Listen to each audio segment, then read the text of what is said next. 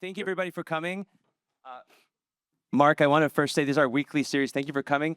This is the usual attendance.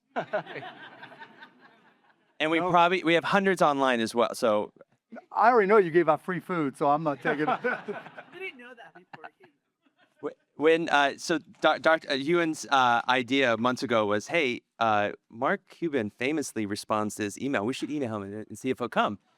I emailed you, and like hours later, you responded. I took hours? I mean, to this moment, though, I still didn't believe that you actually responded. I was worried that some guy, M. Cuban, also and then you showed up. PT is what it was, yeah. So thank you for coming. Thank you, Ewan, for the idea to set this up, and I'll turn it over to you. Right. Well, Mark Cuban, Yes, sir. welcome to Stanford. Thank you.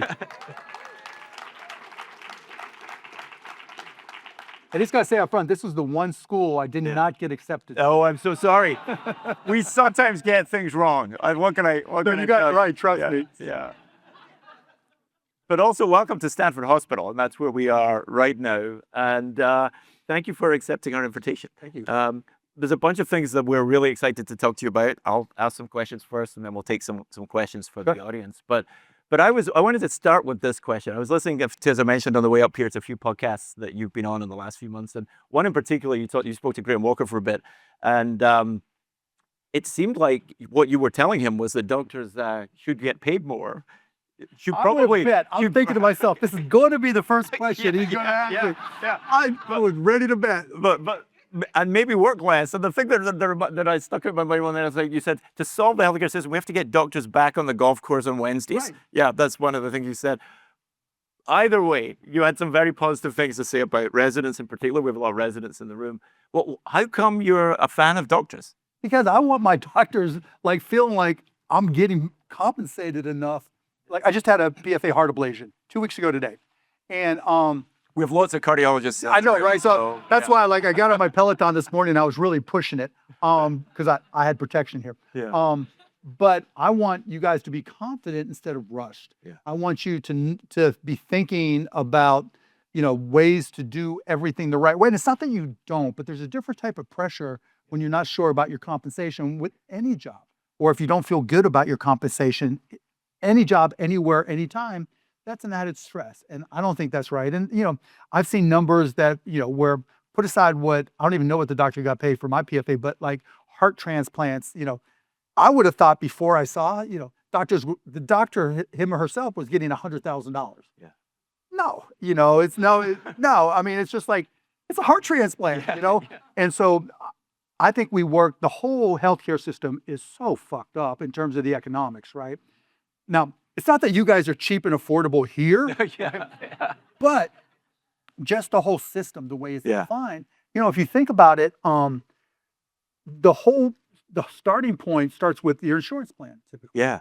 And who is it that designs the insurance plan? The BUCAs, the big insurance company. Yeah.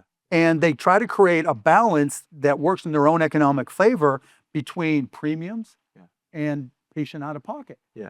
But the craziest part when I started looking at this stuff is who takes the credit default risk for the patient out of pocket?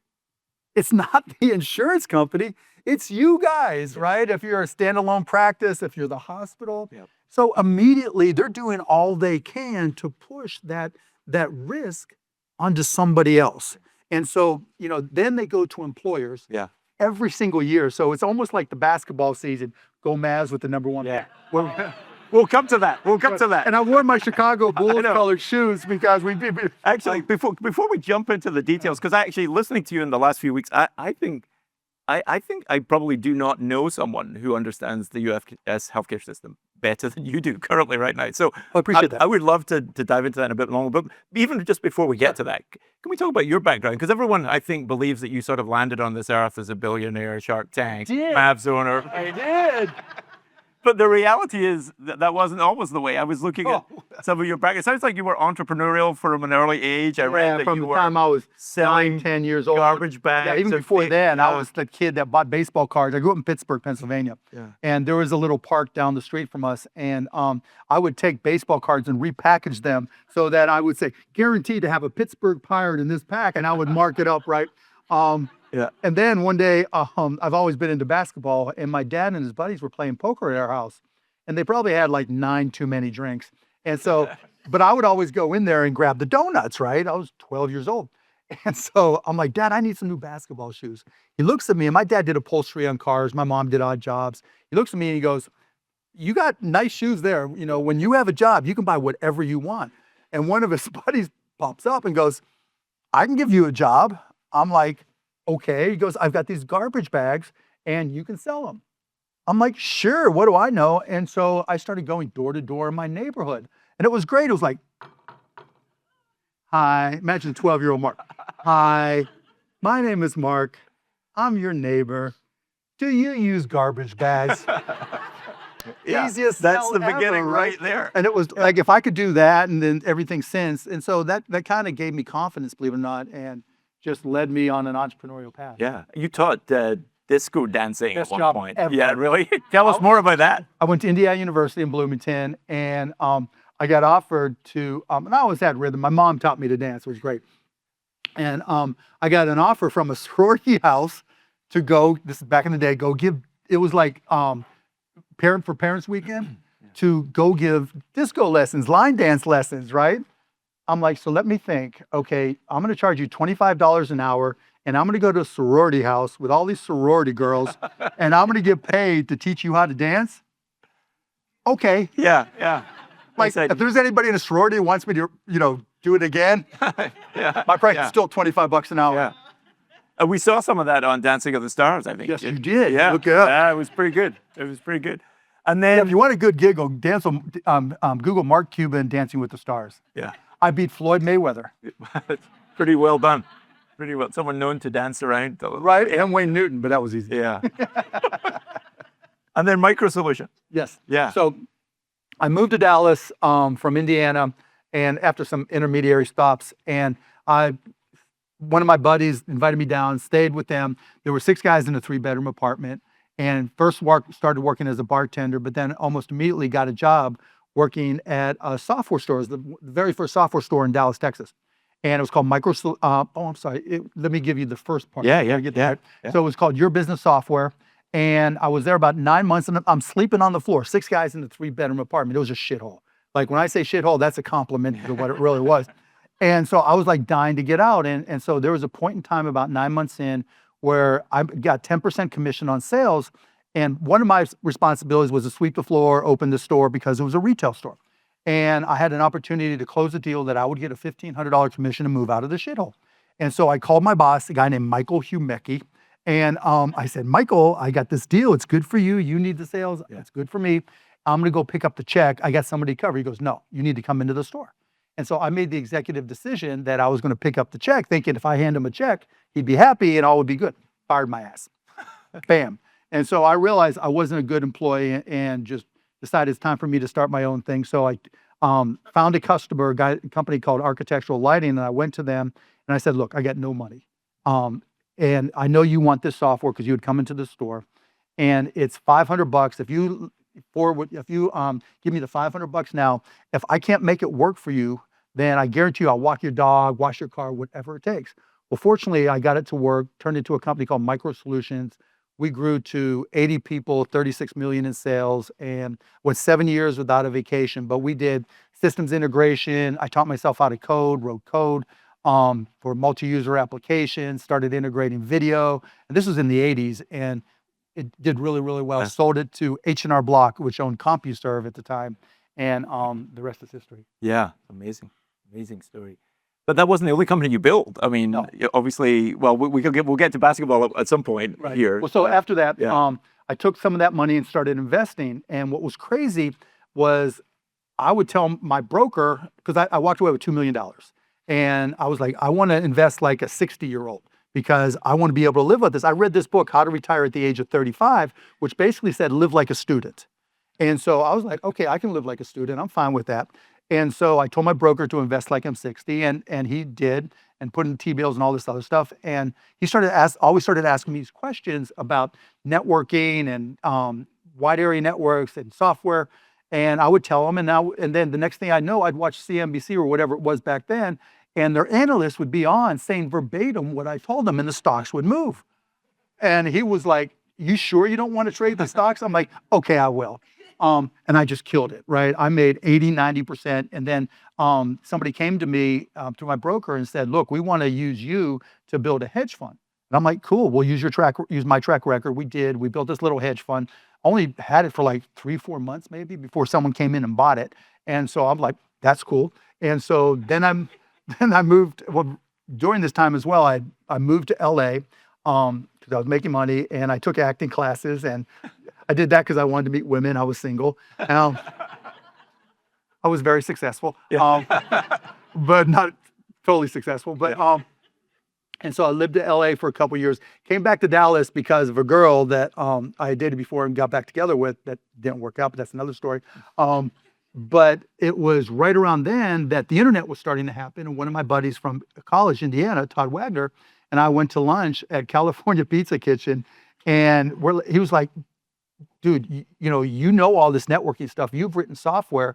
There's got to be a way with this new internet stuff that we can listen to Indiana basketball in Dallas." And back then, the way we'd listen to a basketball game was literally we'd get a room somewhere in someone's office that had a conference call style phone. So it had like a speakerphone in it. And somebody in Bloomington, Indiana would sit next to put it next to a radio, and and then we'd listen to the game and drink our 6-pack, 12-pack, 24-pack, depending on how the game was going, right? And I'm like, "Yeah, I think I can figure this out." Yeah. And so we started a company called Audionet in early '95 and just started growing. And I remember we had a meeting with our employees, and I'm like, "Look, this internet broadcasting thing that we're doing is either going to be really, really big or it's going to be a bust, but I think it's going to be really, really big." And so we started out, originally our business plan was to be like background music, like Muzak for websites. So literally we went to, because at Micro Solutions, we never had a losing month. So I wanted revenue right off the bat. That was my orientation, cash flow, so I don't have to raise money so I can own as much as possible. And so that didn't work out very well, but we started going to those same companies and saying, at that time, for people to do something like this, they would rent theaters, because then you would have an uplink, a satellite uplink from whatever location in your office, and then around the country for your other offices, people would go into theaters and they would have satellite downlinks, and they would watch or listen. And I'd walk into Motorola, Intel, whoever, and say, "Look, we're a lot cheaper. Why don't you try us?" And they were like, boom. And so that started, and then we started building the front end website where we were going to radio stations and everybody else. And boy, by 1998, we changed our name to broadcast.com to support video. Everything that Spotify does, we had hundreds of internet radio stations. We had police scanners, you name it. We had video live streaming of TV stations, live events, live conference calls. And we started buying companies that supported that. And we went public in 1998, and it was the biggest first day jump of any IPO in the history of the stock market at the time. Wow. And so we're just killing it. And then Yahoo comes along and buys us for $5.7 billion in stock. Next thing you know, Jed's a billionaire. And so, but the smartest thing I did out of that, because remember going back, I said I had a lot of experience in trading stocks at that point in time. And so when that happened, rather than thinking, okay, let's just see how high it could go, I'm like, I got this B next to my name and I want to keep it that way. So I did this thing called a caller, because it was stock, not cash, that I got. And so I sold out of the money calls and used that money to buy in the money puts. Yeah. And when the whole internet stock market crashed, I actually made money. And they called it one of the top 10 trades in Wall Street history. Yeah. So that's kind of how I got there to being able to buy the Mavs. Yeah, no, amazing story. And I really wanted everyone to hear it. Some people maybe didn't know some of that before. Jerry Yang is chair of the board of trustees here at Stanford. My best friend. Yeah. I love Jerry. Jerry was great, actually. Yeah, and Yahoo, of course, dominated for so long. But I think you saw the future in some way, or at least you were heading. Yeah, I mean, it was kind of disappointing, obviously. You think I'm volatile now, and you saw me during the Mavs. I was worse back then because I was like ready, fire, aim, go, go, go. And I don't think they appreciated it. They didn't even ask me to stay. Yeah. And so, which is fine because that allowed me to focus on the Mavs. But if they would have kept us going, and I understand when the internet stock bubble burst, they wanted to roll back some things. Made sense. But yeah, there'd be no YouTube, Yeah. there'd be no Spotify. It'd be a whole different world. But to jump to now then, I mean, and we'll get back to the Mavs in a minute, but to jump to now, I mean, you have the world on your plate, right? You don't need to make any more money. You've said No. that a bunch of times. You could do whatever you want. Yeah. And yet you've decided at this point to focus on fixing American healthcare. I wanted something easy to do. Yeah. And so what we're, in our jobs here, we're used to seeing a patient, assessing a patient, worrying about the patient, creating a differential diagnosis, coming up with a therapy plan or five. So let's do that for the American healthcare system, right? This is the patient. The patient is arguably in intensive care. Right. But Yeah, the economic side, yeah. So- the so- economic side. give me your diagnosis. Well, it's the same 'cause- thing you do. You first get the patient history. Yeah. And you look to say, why are we where we are? Right. How did we get to this point? And, as an entrepreneur, that's what I did. And I was alluding to it earlier. I always look at process and leverage points. And so the process in our healthcare system right now is dominated by a bunch of big companies, as you know. And so I asked myself, okay, well, how did they get there and what leverage do they have and how are they using that leverage? And what is it that people are missing and don't understand? Well, going back, it all starts with the creation of a healthcare plan. And then they go out there and they sell as many as they can. And by selling all those plans, that gives them all the lives that they cover. Mhm. And by covering a lot of lives, that gives them the sales funnel that the hospitals and providers need. Because of all the things that you do, you guys spend a lot of money to look good, sound good, right? Hire the best, to be able to brand yourself. But it's hard to sell. It's hard to sell healthcare, Yeah. right? You need, or you shouldn't need, and hopefully it will change that. But right now, as it stands, you need that funnel of patients in order to succeed. And so the BUCAs, the big insurance companies, know that you're dependent on them. That is their leverage. And so when I look at their leverage points, then I asked, okay, how do they create the plans that give them that leverage? Yeah. And so what they do to create those plans, they say, okay, let's look at the population of people who need insurance, because there's companies that self-insure. And the crazy part, the companies that self-insure, which is a big chunk of the population, they don't even use quote unquote insurance, but they just don't know any better. And you guys probably do the same thing for your benefits programs here, right? And so, but they still, every year they design new plans, and every year the patient out of pocket goes up a little bit. And depending on what is going on in the economy, those patients, particularly as they skew a little younger, a little poor, take low premium, high deductible plans. Yeah. Which is good for the insurance companies. You know who it's not good for? You guys. Because you take on all that credit risk, and you also take on the brand and reputational risk. Right. Because when everybody talks about the 400 billion or whatever it is, and I don't even know the number, in unpaid medical debt, who gets the blame? Yeah. And when you guys try to collect it, who gets the blame? And when the patient's angry and looking at all these medical bills, who gets the blame? Yeah. But did you cause the problem? No. Right? So then the question becomes, how do you start flipping those things around? Yeah. And the basis of it is so that you're not dependent on the insurance company for that sales funnel. So how do you get to that point? So with the 1,000 or whatever lives that we cover, we started direct contracting for everything. Because here's the crazy thing, right? And we'll get to this with the PBM side too. Yeah. The big insurance companies. Okay, no. Sorry about that. But in any event, so with our company, with the lives we cover, we started something called Cost Plus Wellness. Yeah, right. And what we're doing is we're direct contracting. So we go to Stanford and we say, we know what happens in the relationship between you and the big insurance company, right? One, they got you where they want you because you need the sales funnel. Two, they contract with you, and then they don't even pay you the amount that they contract for. Right. And so, and three, if I just go to your website, chances are I'm going to see a cash price that's better than what the biggest insurance companies in the country can negotiate. How does that make any sense in any world, right? And so, one, there's a better cash price, so we know that you guys can do it cheaper. Yeah. Right? Two, we know that you lose 3 to 5% in the fight with the BUCAs in order to try to save money. Yeah. And you have, and on top of that, you have more administrators than you have doctors because you have to deal with all the administrative issues and legal. And then on top of that, you have to have, because they're redoing the plan every year, you have to understand all the plans and update your IT and all that stuff in order to keep up. And then on top of that, there's the pre-auths. Don't you guys love pre-auths? Because the pre-auths aren't about denials. They're about delays. Yeah. Right? Because if you take all the money that they're getting from the premiums, and the longer they hold on to it, the more interest at 4.5% that they make, or however else they invest it.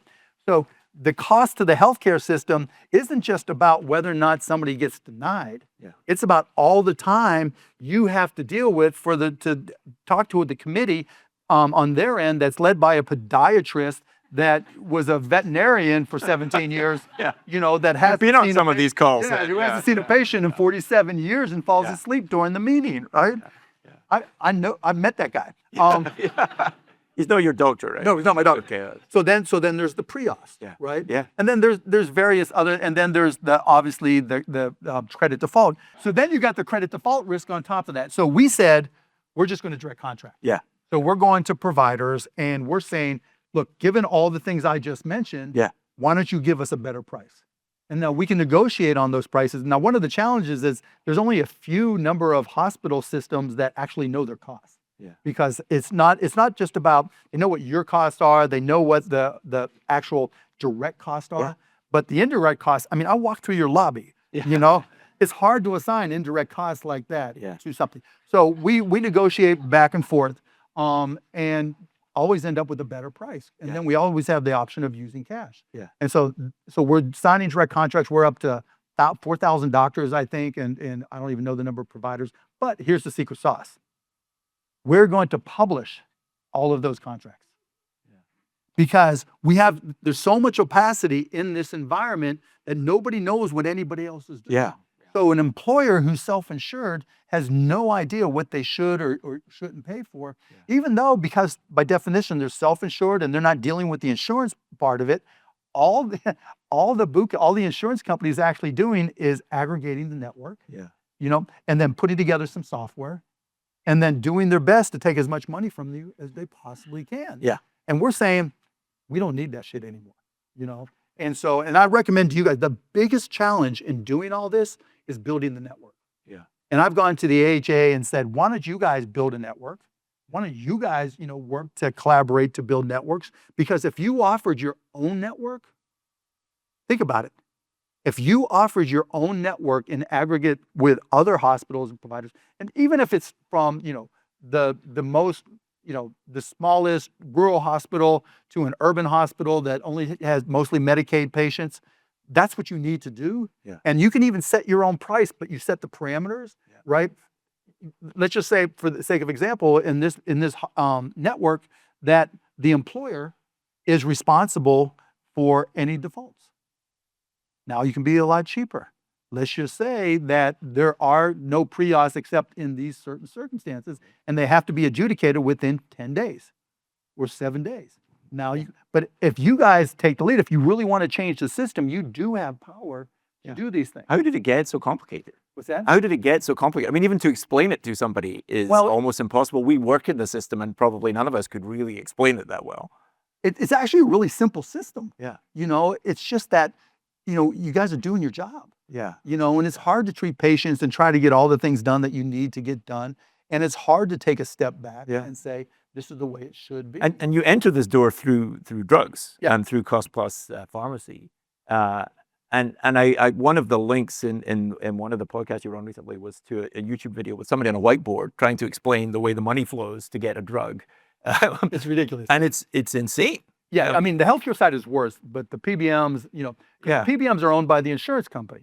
Look, when you have a almost $5 trillion industry. It's possible not everyone in the room knows what a pharmacy benefit manager is. Does everybody here know what a pharmacy benefit? Anybody not know what a pharmacy benefit? There are some, So, okay, so PBM, pharmacy benefit manager. Dr. ChatGPT will give you a good answer, but just like because it's not obvious why you would need one, right? No, It's it's a drug company. We understand those. They develop drugs. They make drugs. They charge some amount of money. But originally, we prescribe them. The patient gets them. But it's the rest, right? Like healthcare is so easy. You go to the doctor. Seriously, you go to the doctor. The doctor says, "Good news or bad news?" Good news, you go home. Bad news, you got to get a prescription or you got to stick around, right? Then there's only two questions in all healthcare that make it complicated. How much does it cost and how are you going to pay for it? Yeah. Whether it's drugs or care, that's it. Yeah. And because the industry is so big, everybody tries to arbitrage it. So there's a lot of brilliant people in Silicon Valley and they're, hey, I've got this technology and we're going to make it so that we simplified, we analyze and train our models on all the pre-auth denials that have gone through your system. And we're going to tell you how to apply to reduce your denials by 1% or 5%. In exchange for that, we want 1% of the savings. Yeah. And it's like that, all these things. And so when you get all these things, rather than solving the core problem, you're solving the symptoms. Yeah. You know, it's just like, take the statin. No, stop eating all that shit, Yeah. you know? Yeah. But it's hard. It's harder said than done, you know? You guys go through the same thing. And some people, I think, don't know that drugs cost a different amount depending on where And who, you get them, inpatient, okay, so let's go through the outpatient. whole pain thing. Yeah. Okay. Yeah. So doctor prescribes, one of you guys prescribes something. What is the next, okay, you need a statin. What's the next thing you say to them? What pharmacy do you use? Right? It's not, can you afford it? Here's the cost. How are you going to pay for it? Let's talk about the options. It's, what pharmacy do you use? And so then the system just accelerates from there. And so the insurance companies that I talked about own these pharmacy benefit managers who handle the pharmacy side of the insurance plan, right? And because they own them, they're both really, really good at ripping people off, right? And taking advantage and arbitraging the system. And so once you get that prescription, you go to the doctor, you go to the pharmacy and say, hey, you know, here's my insurance card. And here's the prescription that you've already gotten through the EMR from the doctor. And the pharmacist says, okay, here's your Eliquis. I'll use a brand medication as an example, first example. And then the pharmacy has bought it from a distributor. Eliquis retail price is $600. They call that WAC. There's the worst acronyms in the world in pharmacy. And so it's $600. The pharmacist usually gets just a 10% discount. So they paid $540. You pay your $25 copay. Now it's $515, right? Now that is into the system. That's when the pharmacy benefit managers have these things called transaction processing arrangements, where then it goes back and then the pharmacy benefit manager through their TPA adjudicates, okay, who's supposed to pay the rest of it, right? And so they say, wow, this pharmacy, they've collected $515, right? Or they're in for $515 that they've paid for it. I'm going to give them $490 for it. They can make up the difference on toothpaste and toilet paper. So first problem is these pharmacy benefit managers are underpaying the pharmacies. So that's why you're seeing all of these independent pharmacies, even as big as Rite Aid, go out of business, and Walgreens need to get bought. Because even though brand names are only 10% of the scripts, if you're losing, $250 on a GLP-1 on every script, you ain't staying in business. So that's the first poo-poo on the PBMs, right? And now most of those scripts came from somebody who gets their insurance from their employer. And most of those employers are self-insured because the biggest companies, 95% of the big companies, self-insure. So they said, okay, the retail price of it is $600. I'm going to go to Bristol Myers Squibb, who makes Eliquis, and I'm going to negotiate with them because I have all the leverage because there's 3 of these big PBMs that work for the 6 big BUCAs, and they have, actually have across the 6 biggest PBMs have 90+% of the lives covered. So they go to the manufacturer and they say, Bristol Myers Squibb, there's Xarelto, there's warfarin, a generic. If you want me to pay for the prescriptions that come in from doctors for Eliquis, it's $600 list price, give me $480 for that. They literally, that's their formulary, right? So they create formularies for what they'll pay. You guys know what a formulary is, right? But in order to be approved to be on the formulary, you got to pay them to be there. Literally, they auction off. It has nothing to do with clinical value. They auction off presence on that formulary. And you saw this to the worst degree just last week when one of the big PBMs, the biggest, I don't like to mention their names because there's a videotape and then they'll sue me by saying that I meant. And so one of them said, guess what? This GLP-1 thing that's going on, we're auctioning off between Novo and Lilly. Whoever pays us the most, we are going to put them on our formulary. So you may have seen the announcement where Novo got put on their formulary and they completely excluded tirzepatide and Zepbound from Lilly. How fucked up is that? Yeah. Seriously. Yeah. There is no clinical value estimation or, no interest in the population they're covering in order to determine what medications that they'll place. So now you take your prescription, you go and they try to run it and they said, nah, Zepbound, no chance, right? So, but let's continue the example. So it goes back through and they've negotiated, we'll go back to Eliquis. They negotiated this 80% off, so 20% of $600, they're paying $120. And then they go to the sponsor and they say, well, you know what? I have the subsidiary, well, they didn't even say this, but they're thinking, I have the subsidiary in Japan that negotiated this 80% discount, but then that subsidiary in Japan is only passing through, is keeping 10% of that. So we're going to pass through to you, employer, 70%. And so I'm going to charge you something different than what I pay for it based off the rebate I get. That's called spread pricing. And so they make money on two ends. They charge the self-insured employer more, and then they basically lie and say, we pass through all of our rebates, but they didn't really, right? So that's just one of the ways they steal. Then the second way they steal, they have these things called specialty drugs. Like with your own plan, you've seen the specialty drug plan, right? That tier. Why do we have specialty drug tiers? What is it about imatinib that's special? I mean, it does great stuff, right? But it's a pill.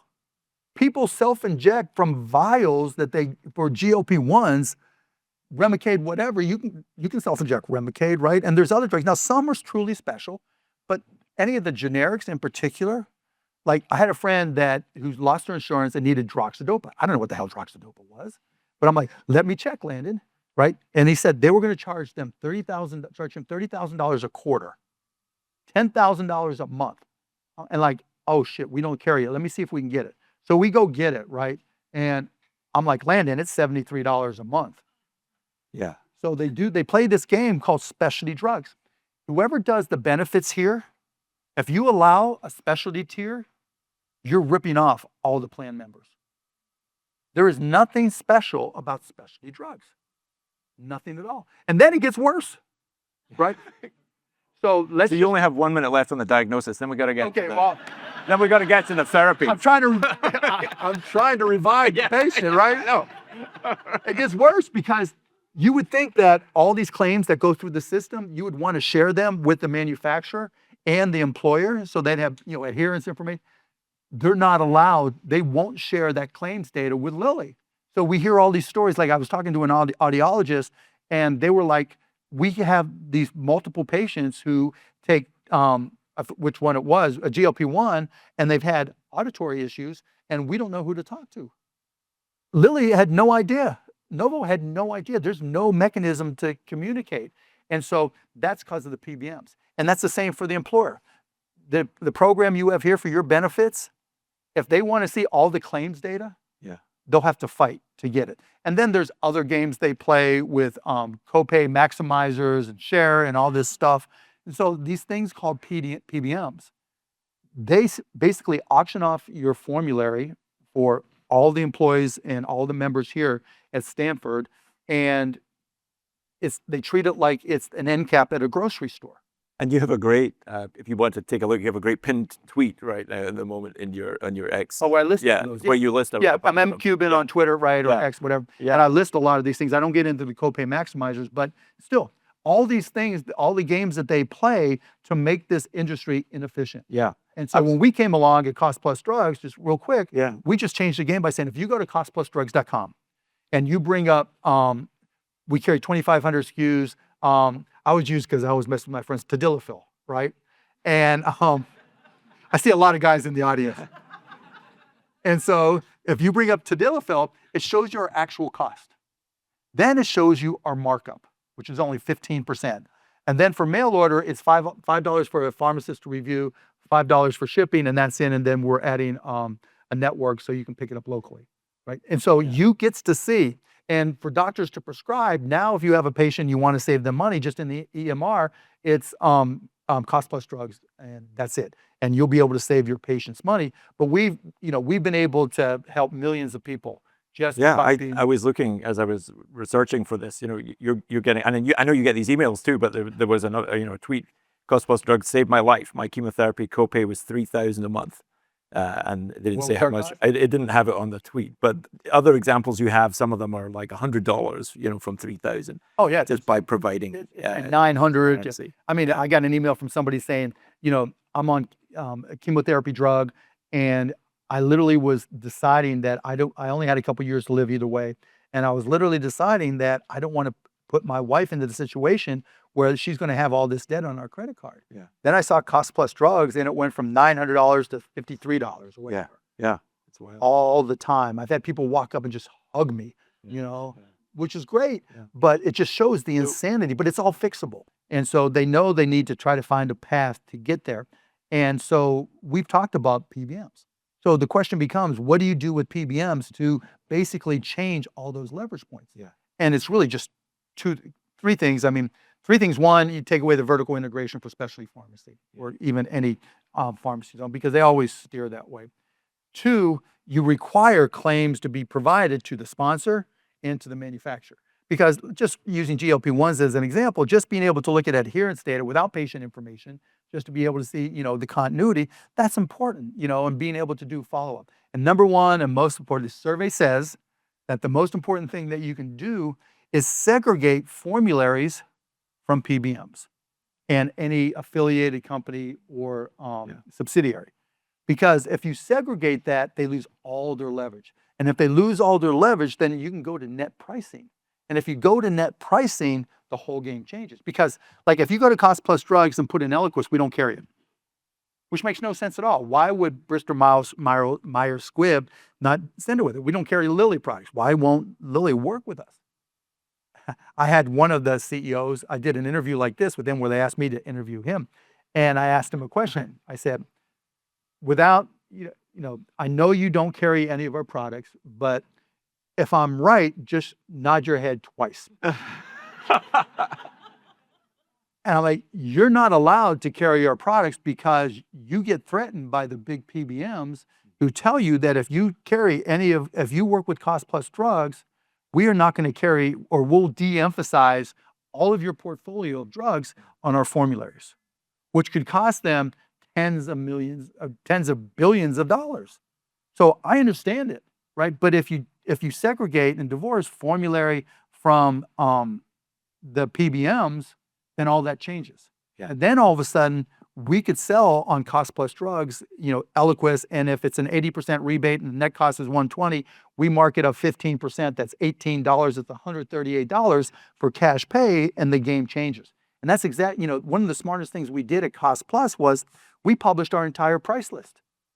So now researchers can come in, like the FTC, when they publish their findings on PBMs, if you go back and look at their stuff, they used our stuff. Like these ERISA lawsuits, if you follow those at all, they use our pricing. It was the first, when we published our price list in 2022, when we launched, it was the first time anybody had ever published a drug price list. And so if we can get access to all these brand medications and publish our prices, the whole game changes. And that's how we can save that 30 to 80%. Yeah. All right, I want to take a couple of questions from the floor. So if you have one, stick your hand up, we'll get you a mic. Before we get to that, you had a tweet the other day that I think began, OMFG, go Mavs. Yeah, The fortunes have changed. Changed dramatically. I mean, I was already going to ask you about the Looker trade, but now there's a new news story. New news story, thank God, right? Yeah. Like wherever I would speak since February 2nd, I've always had to say, like, I had nothing to do with the trade. Yeah. And the crazy part is everybody knows what I'm talking about, even if you're not a basketball fan. Yeah. And so now I don't have to say that anymore. In the craziest of crazy years, we were supposed to have the 11th pick in the NBA draft. And 1.8% chance of getting the number one pick. And we got the number one pick. Yeah. Now, I tried to explain to everybody that $100 million I gave to the NBA had nothing to do with it. Just kidding. All right. Thank you so much for addressing. All right. We have a question here. Yeah, fantastic talk. I have like a question about leadership in general. I guess like when you're like starting a new venture, like in especially an area you don't have prior expertise in, like thinking about like cost plus and coming from your background in tech and the MBA, like what kind of experiences, like motivations do you draw upon to like get your confidence to engage in that venture? And then my second question, I'll ask it maybe a little euphemistically. Marry, have a nice meal with, and like settle down short term with, and then trade to your Western Conference rival, Luka Doncic, Anthony Davis, Cooper Flag. I'm not going to touch that one. That's fine. That's fine. I mean, to me, it's about aligning interests and goals. You know, when we hired for Cost Plus, we were very clear that we weren't going to be the highest paying organization because we don't spend any money on marketing other than me going out there and talking, because we had to make a decision between, okay, if that imatinib can be $21 or $25, that can be the difference between somebody being able to afford it or not being able to afford it. So you had to be aligned that that's part of your personal mission statement that you wanted to do that. And while we're right on the cusp of being break even, when we're profitable, we'll make the decision, either lower our prices more or share, you know, or grow or extend. And so, you know, I think leadership is really understanding the interests of the people that you hire, making sure that they're aligned, being as transparent as you possibly can. I learned, you know, I was listening to a podcast and it just resonated so much. They tried to quantify trust. I'm like, and they created this formula: trust equals transparency divided by self-interest. And so we're completely transparent, and that's self-interest, our 15% margin. And talking to our employees, it's like, we're not going to make the most amount of money. That's not our mission. But, you know, and we've gone from just being a website to now we have robotics-based manufacturing that makes sterile injectables, and we're adding biosimilars. We just built this pod that is finishing up now, where we can take it to a hospital that's in a, you know, disaster area and make any type of injectable at all. So if you need sterile water, you need Pitocin, you need pediatric cancer drugs, whatever, we're starting to ship those, and we'll be able to extend that.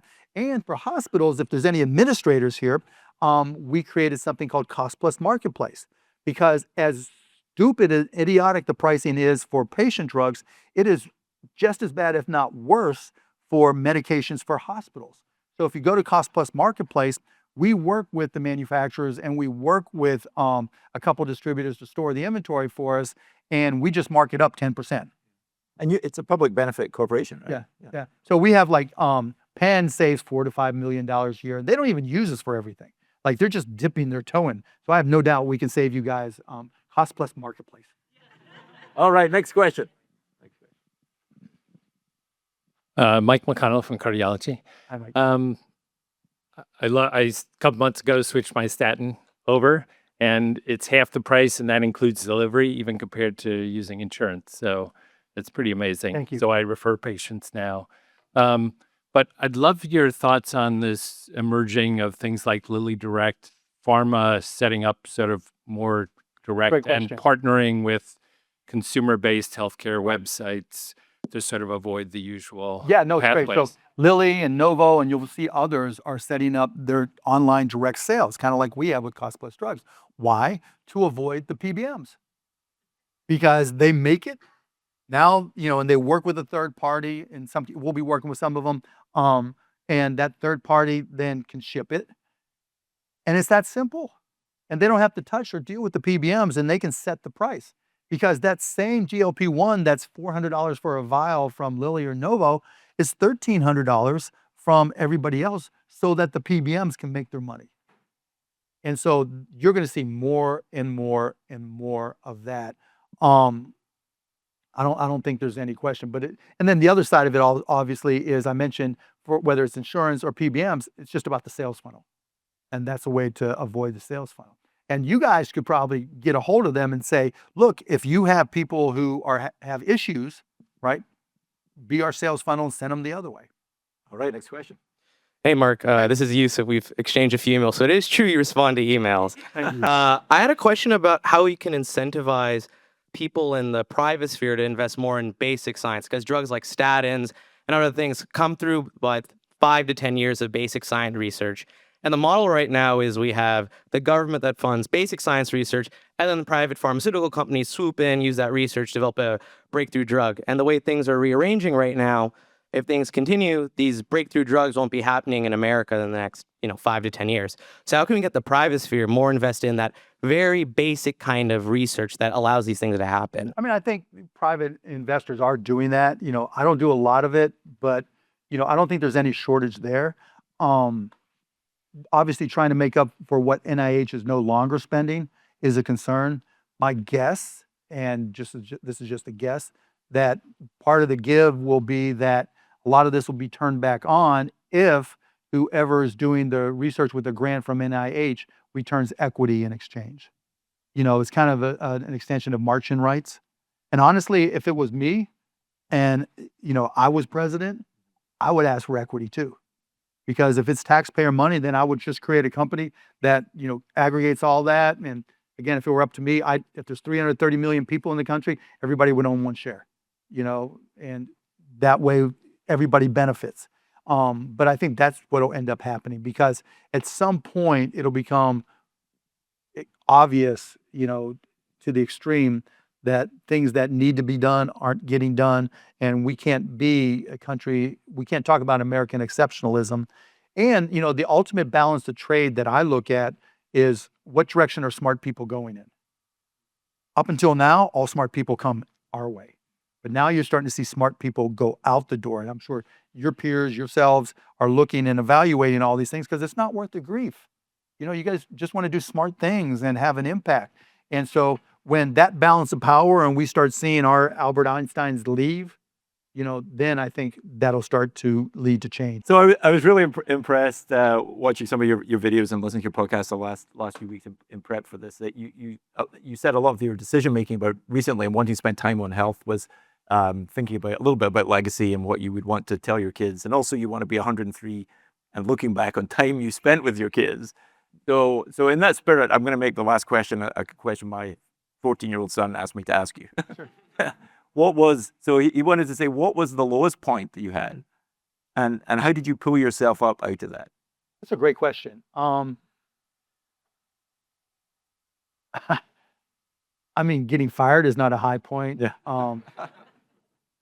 There was a time when that first company, Micro Solutions, we had $84,000 in the bank, and I got a call from our bank, and it was a Texas Republic Bank. This Southern guy, Mr. Cuban, yes sir. We just had this woman come through the drive-through, okay, and she had these checks where the payee was whited out and her name was written in. I'm like, you didn't cash those checks, did you? Yes, sir, we did. We're a bank. Of course we did. We had $84,000 in the bank. Our receptionist, who was taking our accounts payable, just to go to the post office, kind of stopped somewhere, used whiteout, if you know what whiteout is, right? And overwrote the payee with her personal name and took 82 of the $84,000. So that was my business worst situation. But health scares, from family and all that kind of stuff, that'd be the same for everybody. But yeah, at that point in time, and her name was Renee Hardy. Noted. Well, we have sadly run out of time, but I want to thank you for your energy, for your enthusiasm, for taking your polymathic attributes and firing them on the healthcare system, because we really need it, and we really appreciate you coming to Stanford today. Thank you so much, brother. Sorry, it's only about through the couple times. Yeah. The preceding program is copyrighted by the Board of Trustees of the Leland Stanford Junior University. Please visit us at med.stanford.edu.